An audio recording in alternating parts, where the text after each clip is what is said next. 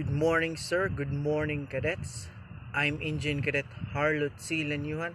So for today's report, we would like to tackle about the world of religion. But before that, let me say the objective first. So this is the learning objectives of this topic. So first is to know the philosophical foundation of each religion. Next is to know the influence of the world of each religion. So now we will start. So when you hear the word religion, what first come up in your mind? So in my own opinion, religion is a way that people and how they worship to God, or it is a particular faith or worship. World religion is a category used in the study of religion to demarcate the five and in some cases the more largest and most internationally widespread religious movements. Christianity, Islam, Hinduism, Buddhism, and Judaism are always included in the list, being known as the Big Five. So the history of world religion.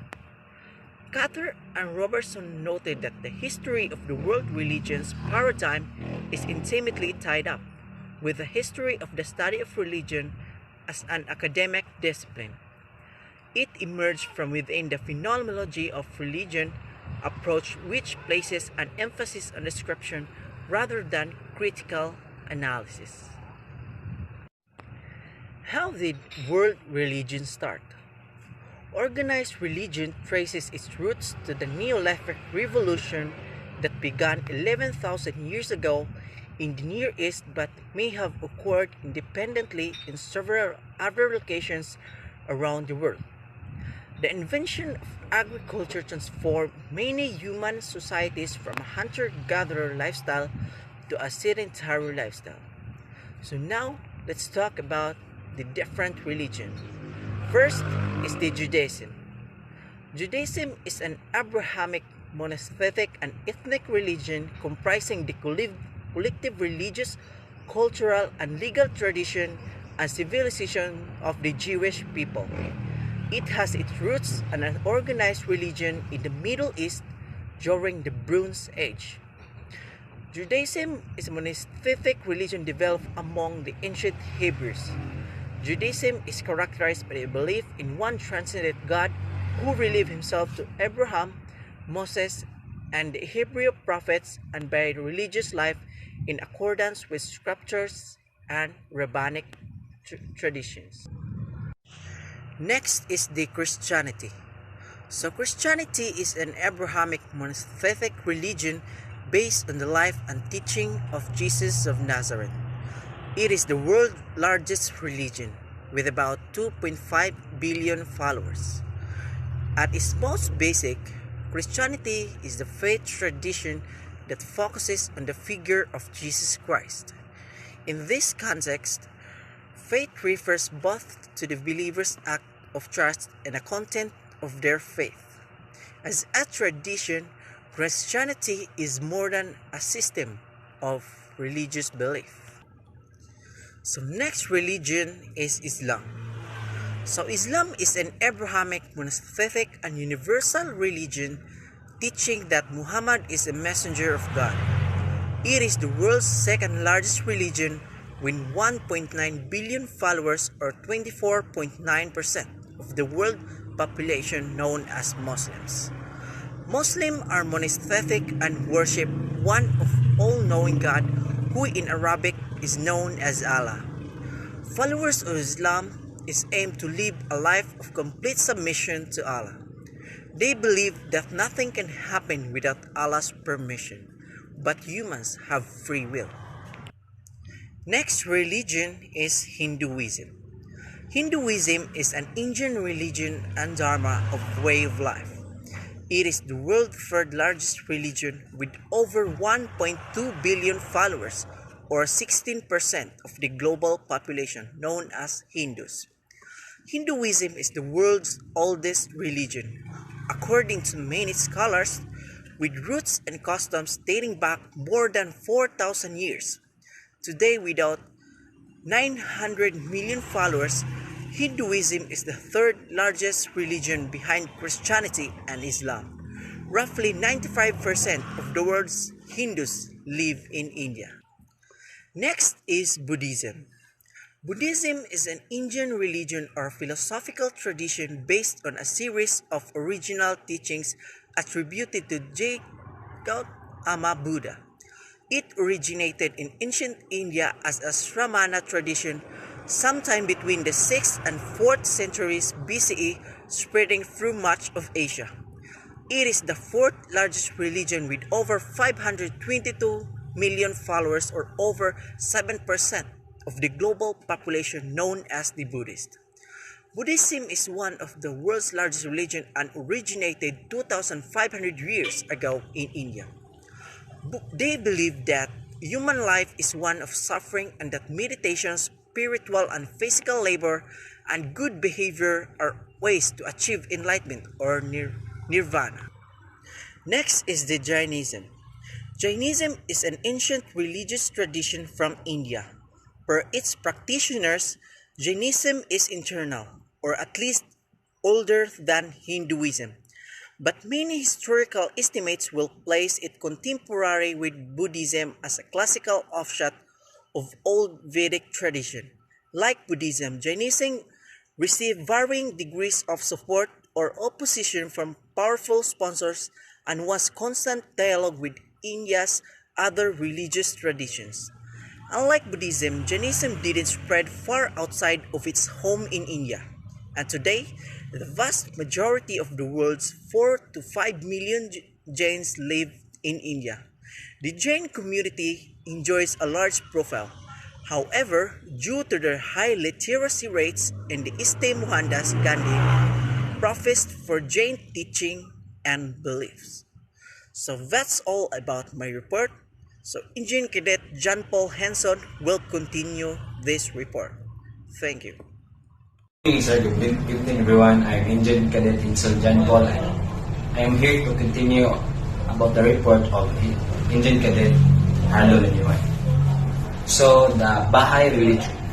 Baha'i is the youngest major world religion founded in 1863 by the Prophet Bahulu. Baha'i grew out of the earlier religion of Babism, whose founder is the Bab who said the coming of another great prophet like the coming of Muhammad. Baha'i originated in Iran. Although its current center is in Haifa, Israel, Baha'i is a monastic religion, but it teaches that religion truth is manifested and revealed by the founders of all the major world religions, including Jesus Christ and the Buddha. Baha'is believe that the different cultural interpretations of religion all have the same goal, and they strive for prosperity across faiths. There are around 8 million Baha'is today who indirectly vote for the leaders of their religion every few years. So, next is Sikhism. Sikhism is a young religion founded in the early 15,000s in Punjab, northern India, by the Guru Nanak. Guru Nanak was raised as a Hindu in the Muslim-ruled Mughal Empire, but he rejected both dominant faiths and began preaching his own religion. A community formed around him. Over the next 2 centuries, the Sikhs would be led by 9 more gurus. The last living guru named Sikh Holy Book, Guru Granth Sahib, as his successor, and there has since been no single leader of the Sikh community. Despite being a religious minority, the Sikhs overthrew the Mughals and founded a major empire in northern India in the 18,000s. By different definitions, Sikhism is either the 5th or 8th largest religion in the world, mostly concentrated in their home region of Punjab. So the next is Zoroastrianism. Zoroastrianism is perhaps the world's oldest monotheistic religion founded by the Persian prophet Zoroaster. It is first recorded in 500 BCE, but many historians believe it was founded as early as the 900s BCE. Zoroastrianism became the dominant religion of the vast Achaemenid Empire of Persia, and it continued to play an important part in the region until the ascent of Islam in the 700 CE. Many credit Zoroastrianism with affecting the development of other major religions. Zoroastrianism declined through the medieval era, and today there are fewer than 200,000 Zoroastrians as of the last reputable survey. However, there are some indications that many Kurds are converting to Zoroastrianism, which they see as an ancestral religion, which may reverse the long declining population. The next is Confucianism. Confucianism, it must be said, is not a religion in a strict sense. It is a philosophy that draws on the folk religion of China. Confucianism, as a school of thought, was founded by the Chinese philosopher King Qi, better known as Master King or Kings. During China's spring and autumn period in 500 BCE, it quickly became the permanent of the Hundreds school of thought and became the foundation of later imperial government of China. The Chinese folk religion that Confucianism draw on is still concentrated in China, but its teachings are widespread throughout East Asia. Now, kings, or the more honorific kings, was Latinized as Confucius by Jesuit missionaries in the 16,000. Next is Shinto. Shinto is the traditional religion of Japan, which incorporates a vast array of local beliefs and customs across the nation. These traditions were collected and described as something like Shinto in the 800 CE. Although the different beliefs predate this, Shinto is for the most part not an organized religion and is instead the foundation of many cultural practices in Japan. Likewise, it's difficult to produce a number of people who follow Shinto. Based off a membership in Shinto organizations, only 4% of Japan follows the religion. However, up to 80% of Japanese people, even ones who proclaim no religious belief, still keep shrines and make Shinto prayers. The intimately cultural quality of Shinto means that it is limited almost entirely to Japan. Next is Taoism. So, the religion Taoism is a philosophy and religion originating in China around the same time as Confucianism, and was the primary rival to Confucian thought out of the Hundred School. Taoism claims descent from the perhaps mythical figure Laos, which literally means old master. Taoism shares some common elements with Chinese folk religion, but the core teachings differ, unlike Confucianism. Taoism has been enormously influential on Chinese and East Asian culture, which Taoist thought influencing everything from literature to medicine to martial arts. Due to the syncretic interactions of Taoism with Chan Buddhism and Confucianism, it is hard to find a hard number of Taoists, but Chinese religions collectively are the 5th largest religion in the world. So, which is the oldest religion? So the word Hindu is an exonym, and while Hinduism has been called the oldest religion in the world, Many practitioners refer to the religion as Sannyatana Dharma. So, among the religion, there are criticism. So one of the major criticism of the framework is that it is based on a model of religion that is highly reliant on using the Protestant version of Christianity as its base example. A second criticism is that it is rooted in the resources of modernity, including the power relations present in modern society. Smith also observed that it was constructed by Western scholars from a Western perspective. He noted that the only religion that get included in it are those which have achieved sufficient power and numbers to enter our history, either to form it, interact with it, or to thwart it and represent important geopolitical entities with which we must deal.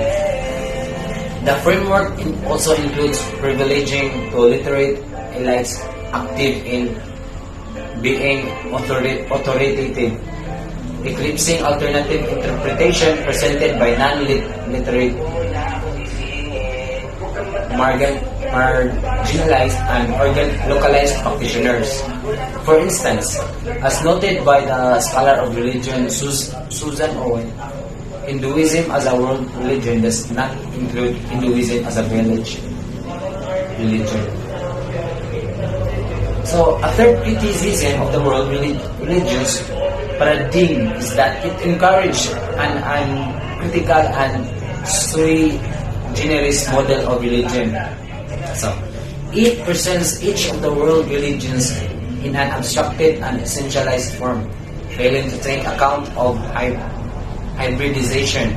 For instance, in teaching about Christianity, it does not refer reincarnation because this is not typically regarded as a Christian's doctrine. And yet, there are Christians who profess a belief in reincarnation. A fourth criticism is that choosing to focus attention on the major religions, it makes a value judgment as to what constitutes major and what does not. So, paradigm in pedagogy. Many scholars of religion have resisted efforts to challenge the paradigm, and as of 2016 was reported as still being widespread in university introductory courses to the study of religion.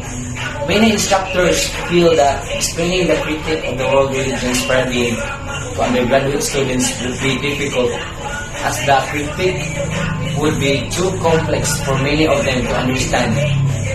Its continued use has also been defended by the claim that is what undergraduate students expect and that it mirrors what they will have been taught at school. Some scholars have argued for the rejection of the world religions paradigm altogether. Cotter and Robertson presented the argument that the continued uncritical use of the WRP fosters a breeding ground for realistic novel gazing which has no place in the contemporary research university. Owen was of the view that as long as it continues to employ the world religion paradigm as a default approach, even after deconstructing it, religious studies will fail in its humanistic task because it will simply be engaging in knowledge transfer and not critically engaging with culture and knowledge.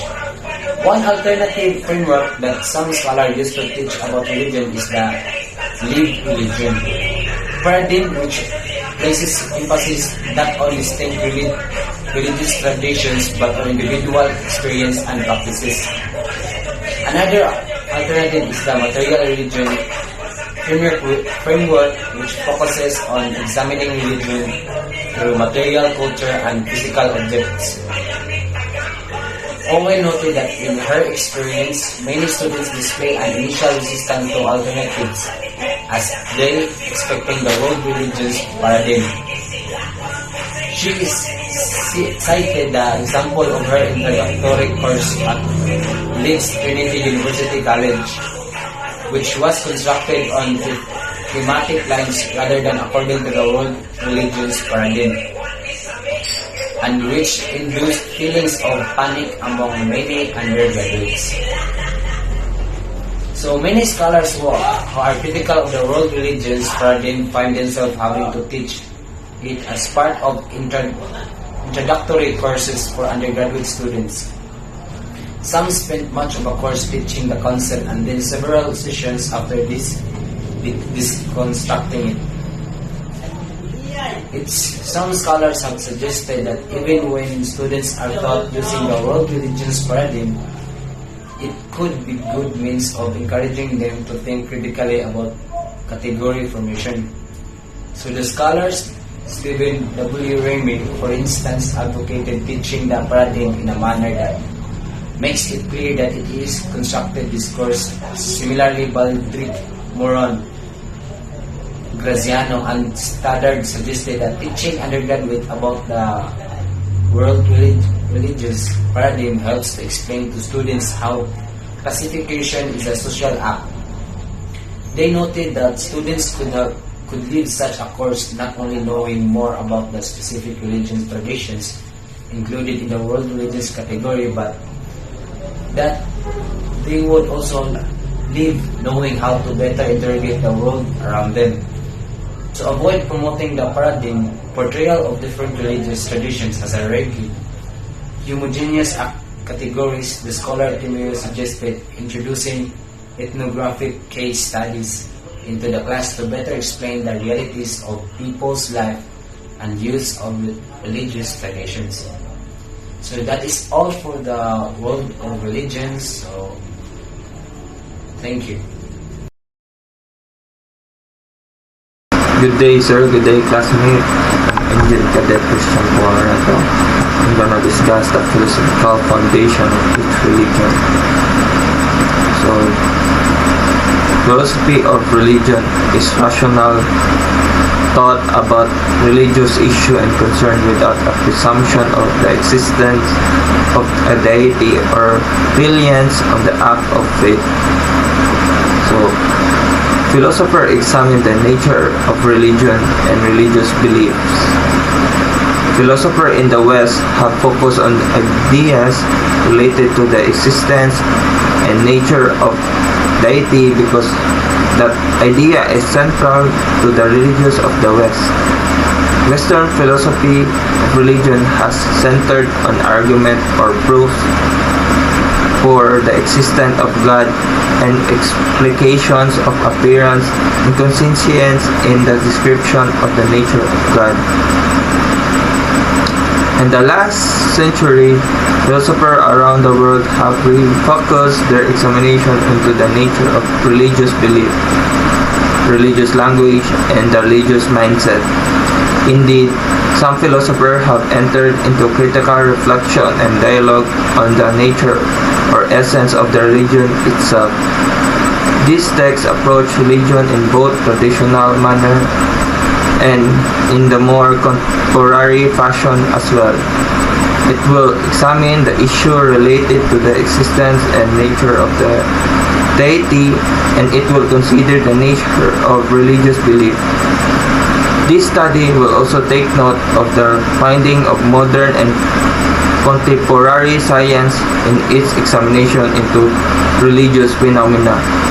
In the end, it is hoped that awareness of production of scientists and philosophers will put the reader in a better position to understand the nature of religion, its essence.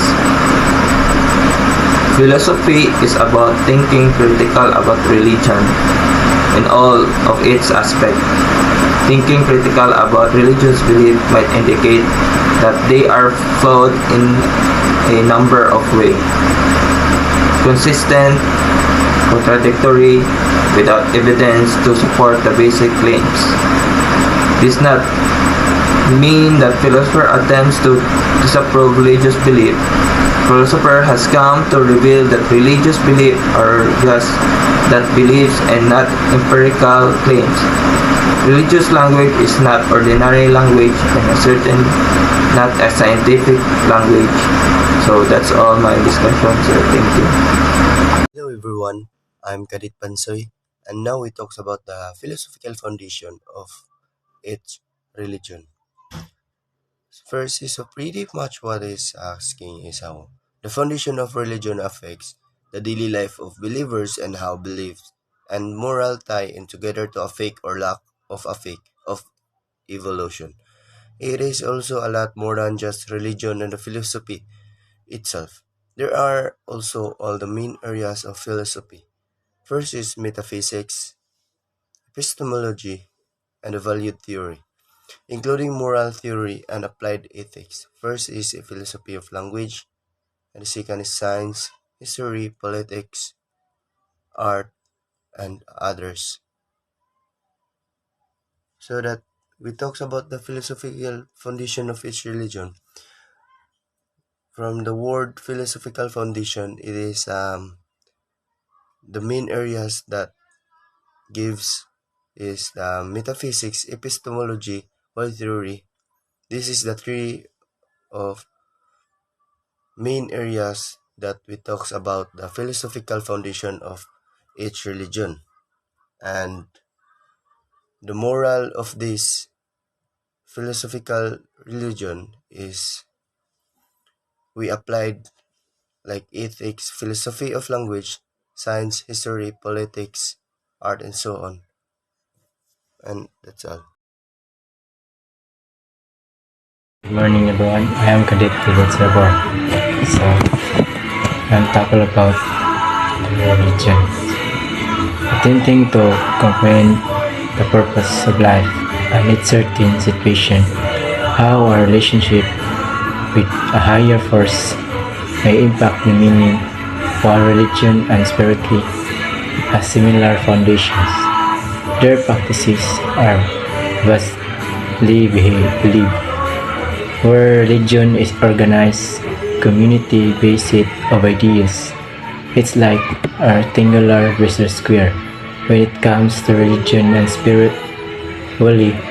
spiritually exists with religion, although spiritually does not always imply religion. According to someone who practices both religion and spiritually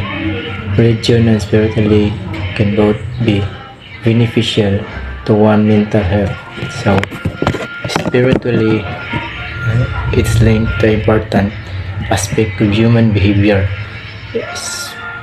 Spiritually, people have positive relationship, higher self-esteem, and more optimistic, and follow a strong purpose in life. So, while religion, it helps in creating an ethical framework and also a regulator for values in day-to-day life. Religion also helps build people values like love, empathy, respect, and harmony.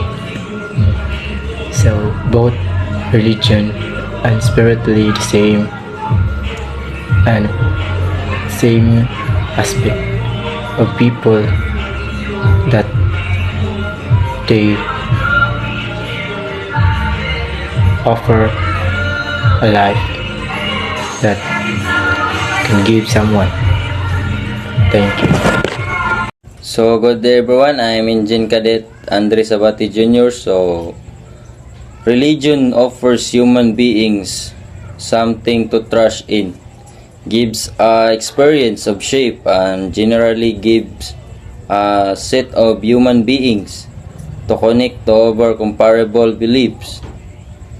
These sides could have a huge fine effects on intellectual fitness. Studies indicates that religiosity reduces suicide rates, alcoholism, and drug use.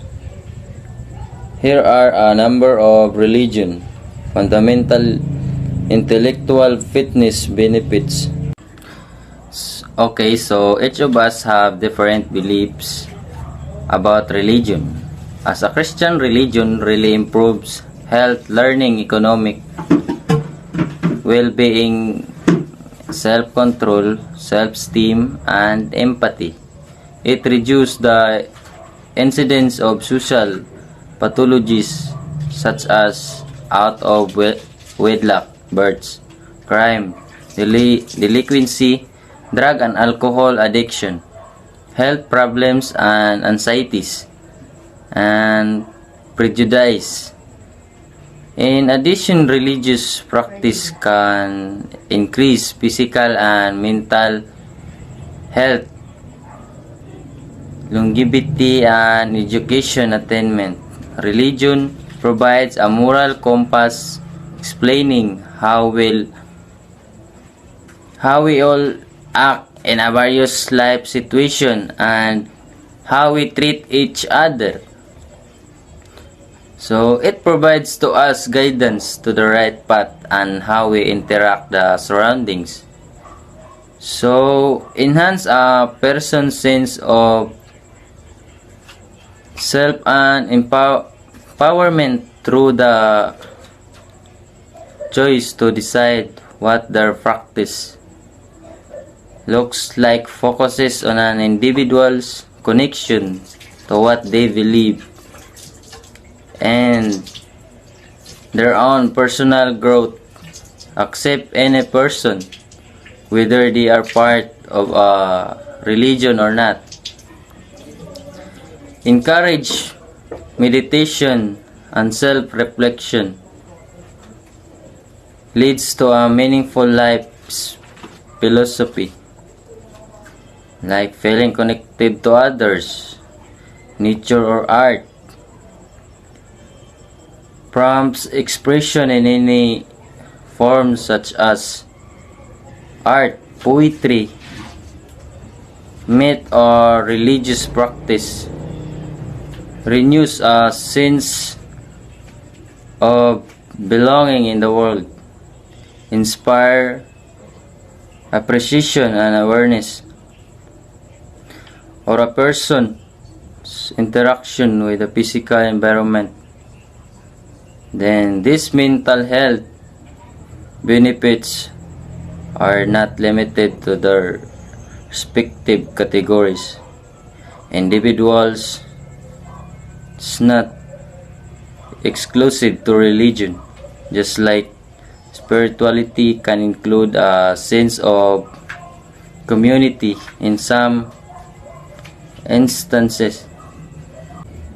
The takeaway is that presented in a supportive way, religion and spirituality can help people improve their mental health and promote recovery. Good morning, everyone. I am Kent Anthony Siapari, the last but not the least reporter from the Group 1, and I am here to tackle about how religion influences the world. So let's begin. Initiates social connections with different members, creates a feel of belongings to a group, offers straightforward and secure social engagement. Ritual helps human deal with tough lifestyle situation, provides structure, regularity, and predictability, allows from time to relaxation, and addition to vaccination, and different unique instances of the year techniques, provides recommendations to stay by significance of doing the proper thing, teaches compassion, forgiveness, and gratitudes, identifies lifestyles, lessons even from the hard situations. So there are a lot of religions that each individual believes and put themselves into it. As this has been done centuries ago. For example, of this when Ferdinand Magellan brought Christianity to Cebu province. This is where Cebuanos converted themselves to Catholicism. As we live our lives for many years, we need companions that we can share along with our experience and end goals, showing of compassion, forgiveness, social interactions, the cultures, and also the beliefs. So, how has religion influenced the world? So the religion influenced the people in the world by dealing religious practice promotes the well-being of individuals, families, and the communities. Religion worship also leads to a reduction in the incidence of domestic abuse, crime, substance abuse, and addiction. In addition, religious practice can increase physical and mental health, longevity, and education attainment. My experience and environment and even genetics from our beliefs and attitude in turns, these beliefs influence our behavior and determine our actions. Beliefs that are widely accepted become part of our culture and in many ways shape that society we live in. We need to respect each culture and beliefs. It is because it helps us understand different perspectives within the world in which we live. It helps dispel negative stereotypes and personal biases about different groups. In addition, culture diversity help us recognize and respect ways of being that are not necessarily our own. That's all. Thank you.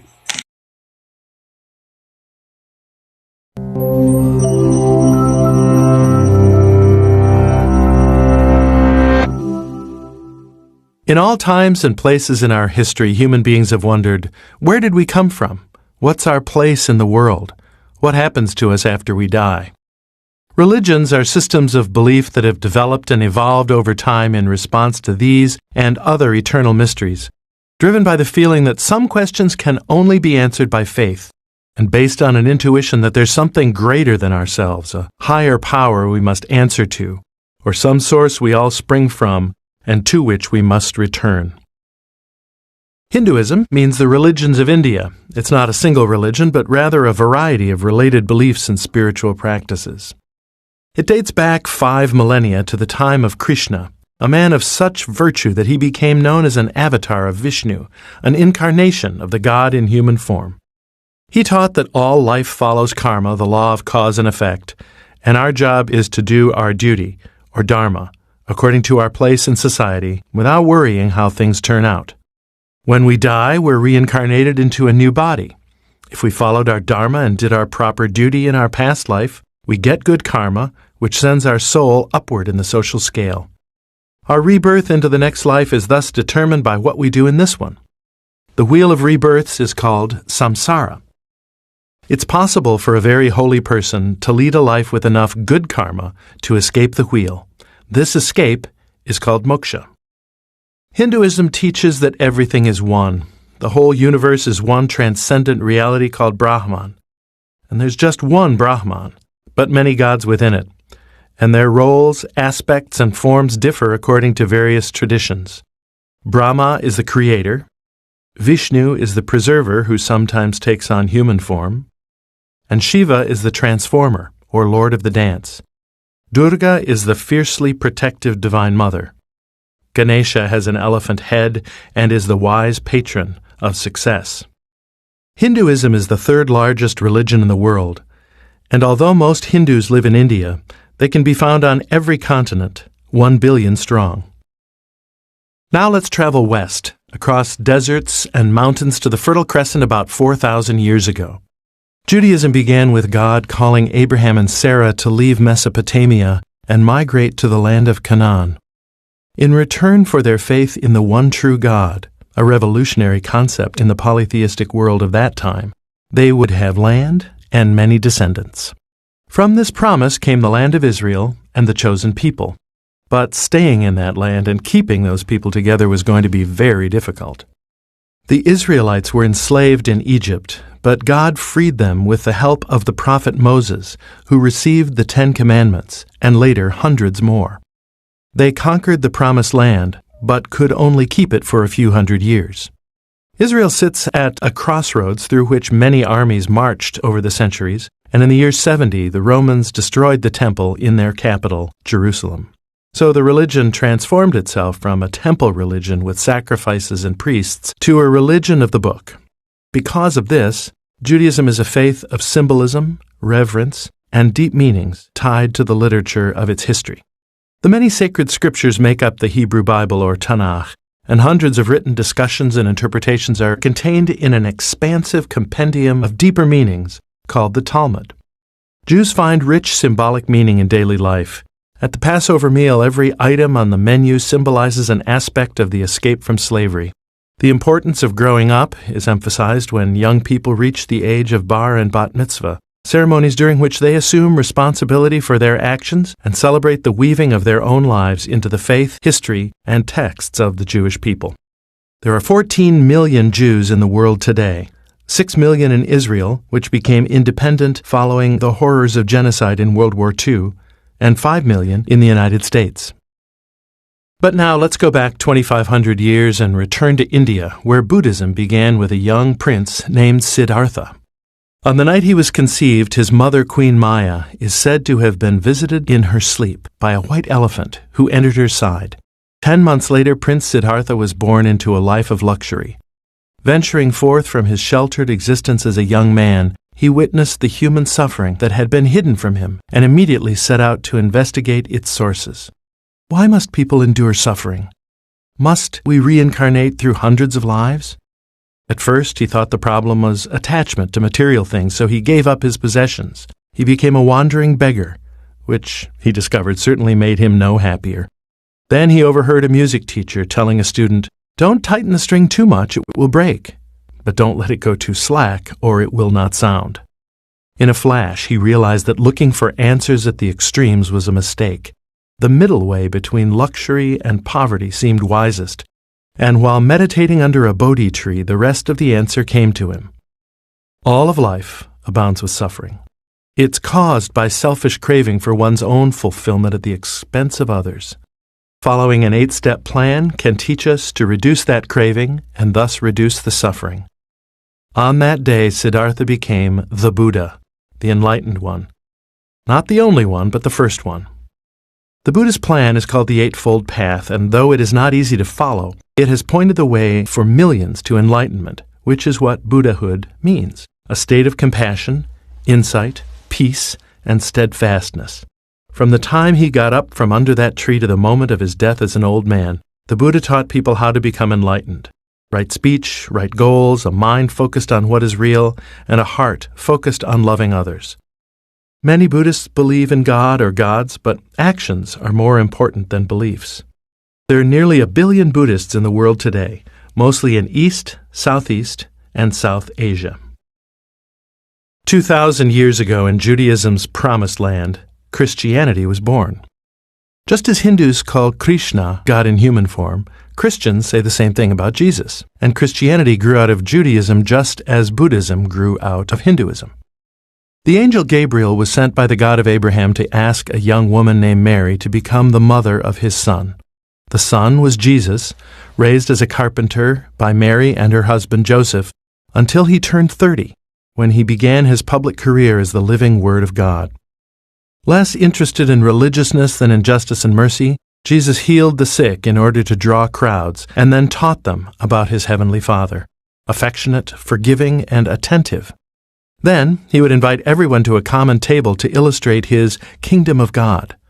Outcasts, sinners, and saints all eating together. He had only 3 years before his unconventional wisdom got him into trouble. His enemies had him arrested and he was executed by Rome in the standard means by which rabble-rousers were put to death: crucifixion.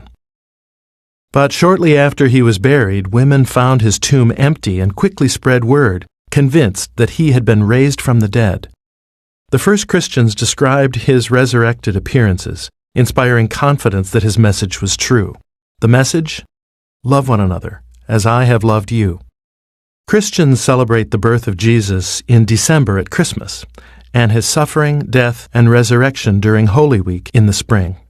In the ceremony of baptism, a washing away of sin and welcoming into the Christian community recall Jesus' own baptism, when he left his life as a carpenter.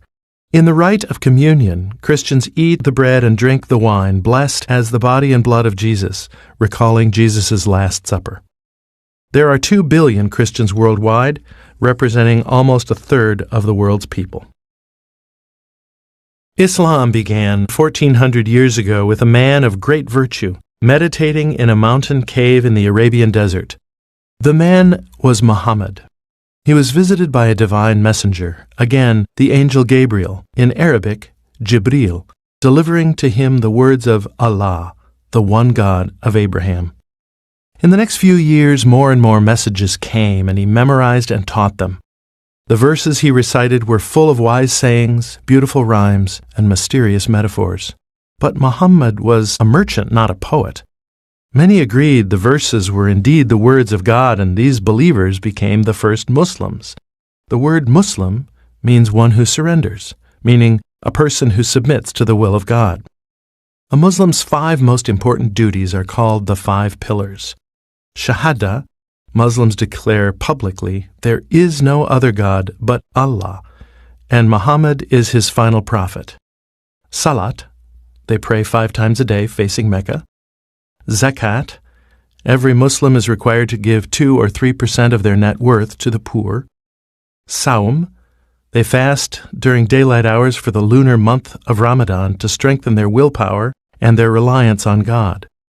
And Hajj, once in a lifetime, every Muslim who is able must make a pilgrimage to the holy city of Mecca, rehearsing for the time when they will stand before God to be judged worthy or unworthy of eternal life with Him. The words of God, revealed to the Prophet over 23 years, are collected in the Quran, which literally translates into the recitation. Muslims believe it to be the only holy book free of human corruption. It's also considered by many to be the finest work of literature in the Arabic language. Islam is the world's 2nd largest religion, practiced by over 1.5 billion Muslims around the globe.